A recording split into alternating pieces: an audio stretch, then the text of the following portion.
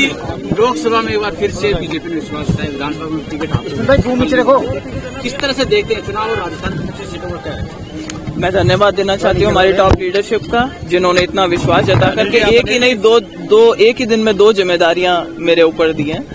तो मैं यही चाहूंगी कि पूरी मेहनत करके नागौर की सीट बाकी 24 सीटों के साथ में भारतीय जनता पार्टी के खाते में जाए, और जो मोदी जी का आज सपना है कि भाई 400 के पार एनडीए की सीट्स होनी चाहिए, मुझे पूरा विश्वास है कि नागौर भी उसके अंदर अपना एक अहम भूमिका निभाएगा। पिछली बार नागौर में एनडीए का अलायंस था और इस बार अलग है। जो सामने टिकट में जीते थे सांसद, अगर वो आते हैं तो क्या चुनौती मिल सकती है आपको, क्या समीकरण बेहतर? स्वागत है अगर आकर के चुनाव लड़े, उनका मैंने हमेशा से स्वागत करा, वो आए और चुनाव लड़े। हाँ, तो क्योंकि अलायंस अगर उनका कांग्रेस के साथ होता है तो क्या प्रभाव पड़ेगा सीट पर, क्या समीकरण बैठ सकता है? खोटा सिक्का एक बार चलता है। अच्छा, इसके अलावा आप संगठन में भी है और अब दोहरी जिम्मेदारी है, किस तरह से निभाएंगे दोहरी जिम्मेदारी? होगी जनता के साथ मैं पूरा प्रयास करूंगी। ये बहुत अहम जिम्मेदारी दी है, कोई आदमी कांग्रेस पार्टी से आए और भारतीय जनता पार्टी को ज्वाइन करे और उसके बाद उसको इतनी जल्दी किसी संगठन के पद में जिम्मेदारी दे दी जाए, ये अक्सर अपन सुनते नहीं कि इस तरीके की चीज होती है। तो जितना विश्वास भारतीय जनता पार्टी ने मुझ में जताया है, मेरा प्रयास रहेगा कि उससे दोहरी मेहनत करके और मैं उनके विश्वास पे खरी उतर सकूं। मुझे पूरा विश्वास है कि जरूर देंगे। मोदी जी विधानसभा चुनाव लड़ना आपने, तो इसमें क्या कमी रहेगी जब लोकसभा चुनाव में उसको पूरी करेंगे आप?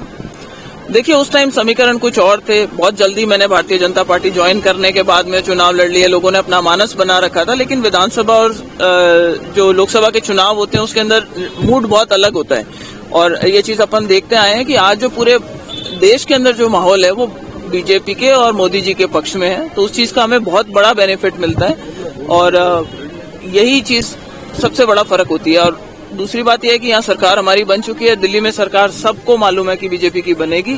डबल इंजन की जो सरकार है, साथ मिलकर के दोनों सरकारें काम करेगी। राजस्थान का अच्छा विकास होगा, नागौर का अच्छा विकास होगा। विधानसभा में माहौल तो बीजेपी का ही था, बीजेपी की सरकार बनी है, कमी क्या रही, वो दुरुस्त हो गई है या फिर लोकल समीकरण कुछ इस तरीके के बन गए थे, जो सारे जो खिलाफ खेमे के लोग थे वो सारे इकट्ठे होकर के चुनाव लड़ने लग गए थे। कुछ भ्रम इस तरीके का पैदा कर रखा था कि भाई कोई लोग चाबी लेकर के घूम रहे हैं सरकार बनाने की, वो भ्रम सारे टूट गए, तो पब्लिक के सामने वो एक्सपोज हो गए।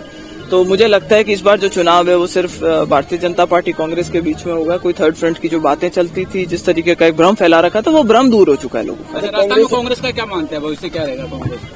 ये कांग्रेस की समस्या है, हमारा काम बीजेपी को मजबूत करने का। मूल अंतर क्या है? आप लगातार उस पार्टी में रही है और बीजेपी में भी अब लगातार। सबसे बड़ा अंतर है जो संगठन की ताकत है, वो भारतीय जनता पार्टी की बहुत मजबूत एक जिसको कहते हैं कड़ी है, और नीचे से लेकर के ऊपर तक जो फीडबैक है, वो मैकेनिज्म जो है वो बहुत अच्छा है पार्टी का। इसलिए इससे आज की तारीख में टक्कर ले पाना किसी भी और पार्टी के लिए बहुत मुश्किल है। आपका परिवार पुराना है, लगातार राजनीतिज्ञ एक तरह से कहा जाए प्रिय है राजनीति का, क्या लगता है कि पूरा परिवार साथ रहेगा या जो कांग्रेस में है वो कांग्रेस जैसे रहेगी? देखिए, मैंने जब भारतीय जनता पार्टी ज्वाइन करी थी तब भी मैंने कहा था कि मेरी कोशिश रहेगी कि अच्छे लोग आए, भारतीय जनता पार्टी के साथ जुड़े, सकारात्मक राजनीति करें। चाहे दूसरी पार्टियों के लोग हैं, हम उनको भी साथ लेकर आना चाहेंगे। अगर कांग्रेस पार्टी के भी अच्छे लोग हैं, हम उनको भी साथ लेकर आना चाहेंगे। और हमारी ये मैंडेट है कि भाई अपना कुनबा बढ़ाएं और अच्छे लोगों को जोड़ करके भारतीय जनता पार्टी को मजबूत करें और उसी दिशा में काम करें।